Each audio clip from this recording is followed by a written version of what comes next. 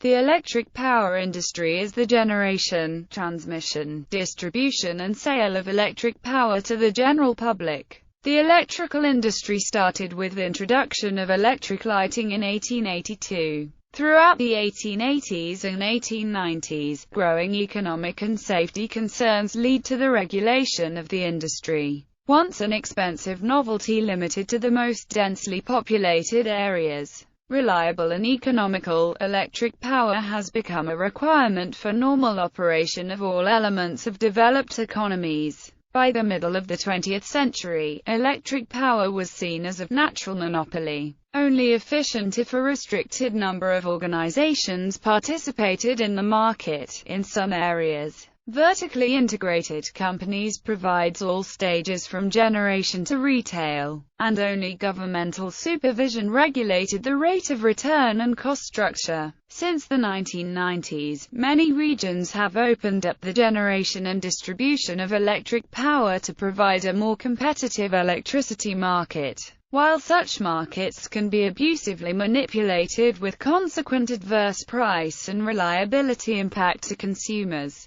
generally competitive production of electrical energy leads to worthwhile improvements in efficiency. However, transmission and distribution are harder problems since returns on investment are not as easy to find. The largest electric power companies in the world that deal with all aspects of production and sales of electric power are history. Although electricity had been known to be produced as a result of the chemical reactions that take place in an electrolytic cell since Alessandro Volta developed the voltaic pile in 1800, its production by this means was, and still is, expensive. In 1831, Michael Faraday devised a machine that generated electricity from rotary motion. But it took almost 50 years for the technology to reach a commercially viable stage. In 1878, in the U.S., Thomas Edison developed and sold a commercially viable replacement for gas lighting and heating using locally generated and distributed direct current electricity. The world's first public electricity supply was provided in late 1881, when the streets of the Surrey town of Godalming in the UK were lit with electric light.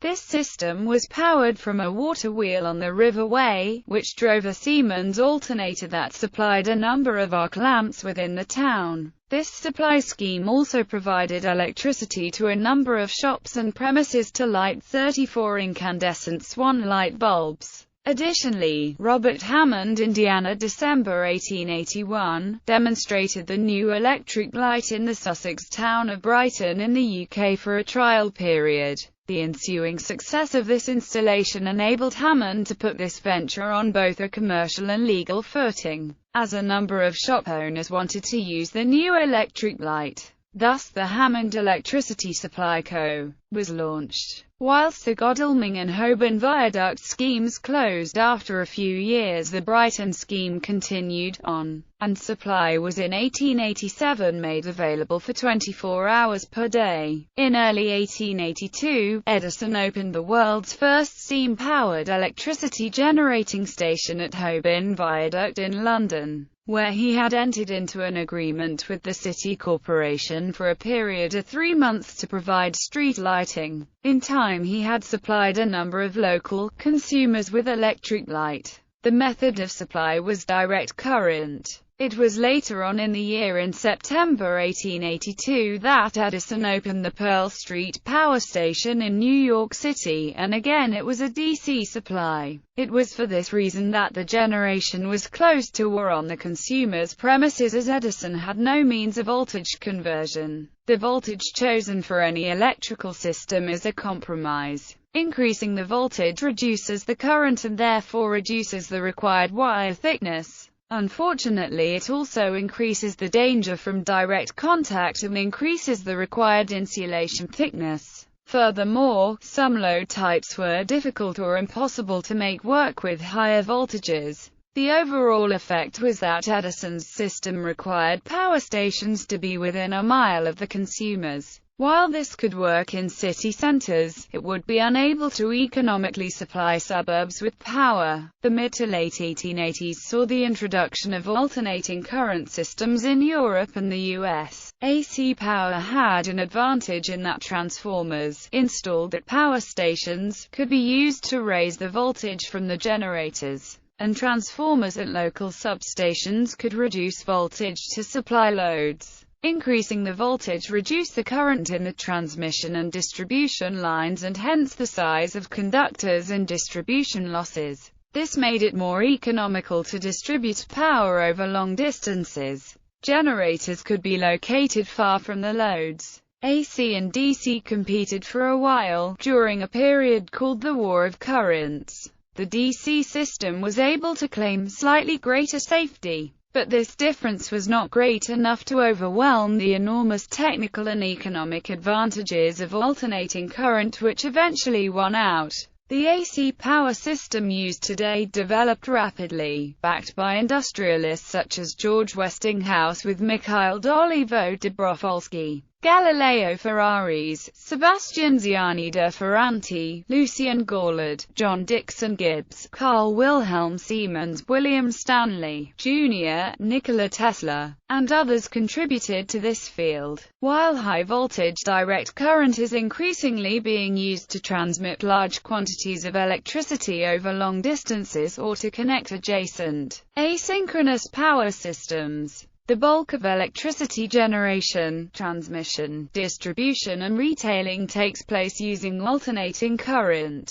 Market reform. There has such as transmission and distribution sectors from the contestable sectors of generation and retailing across the world. This has occurred prominently since the reform of the electricity supply industry in England and Wales in 1990. In some countries, wholesale electricity markets operate, with generators and retailers trading electricity in a similar manner to shares and currency. Organization. The electric power industry is commonly split up into 4 processes. These are electricity generation, such as a power station, electric power transmission, electricity distribution and electricity retailing. In many countries, electric power companies own the whole infrastructure from generating stations to transmission and distribution infrastructure. For this reason, electric power is viewed as a natural monopoly. The industry is generally heavily regulated, often with price controls, and is frequently government-owned and operated. The nature and state of market reform of the electricity market often determines whether electric companies are able to be involved in just some of these processes without having to own the entire infrastructure, or citizens choose which components of infrastructure to patronize. In countries where electricity provision is deregulated, end users of electricity may opt for more costly green electricity generation. All forms of electricity generation have positive and negative aspects. Technology will probably eventually declare the most preferred forms, but in a market economy, the options with less overall costs generally will be chosen above other sources. It is not clear yet which form can best meet the necessary energy demands or which process can best solve the demand for electricity. There are indications that renewable energy and distributed generation are becoming more viable in economic terms. A diverse mix of generation sources reduces the risks of electricity price spikes. World electricity industries. The organization of the electrical sector of a country or region varies depending on the economic system of the country. In some places, all electric power generation, transmission and distribution is provided by a government-controlled organization. Other regions have private or investor-owned utility companies, city or municipally owned companies, cooperative companies owned by their own customers, or combinations. Generation, transmission and distribution may be offered by a single company, or different organizations may provide each of these portions of the system.